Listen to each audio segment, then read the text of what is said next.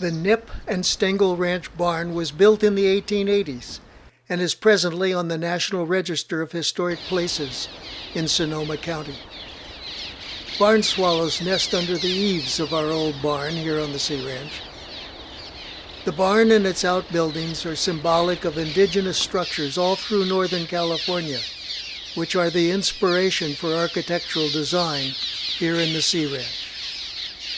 The first people to live here were, of course, Pomo Indians. In 1846, Ernest Rufus, a German by birth and a naturalized Mexican citizen, was given a Mexican land grant that stretched from the Walala River to Ocean Cove. Later, William Beeler acquired ownership of that portion of the land that is today the Sea Ranch, and together with two relatives named Jacob and Christian Stengel, and a friend named Adam Nip, began developing a large cattle ranch on it.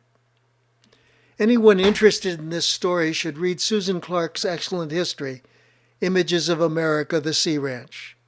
The Four-Eyed Frog bookstore in Walala probably has a copy for sale.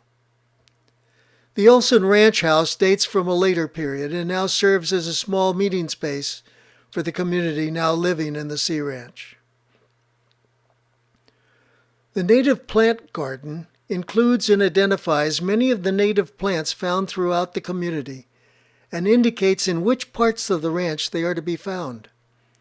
It is well worth a visitor's while to spend a bit of time in the Native Plant Garden during your visit, in that it will familiarize you with at least a few of the plants and trees that you will see in this beautiful 10 miles of the California coast. There is a considerable diversity of terrain and flora throughout the ranch, and the community takes an active interest in protecting our native plants. Unfortunately, native plants are very particular about where they live, and so it is not possible to have every plant that grows on this beautiful stretch of the coast in the garden.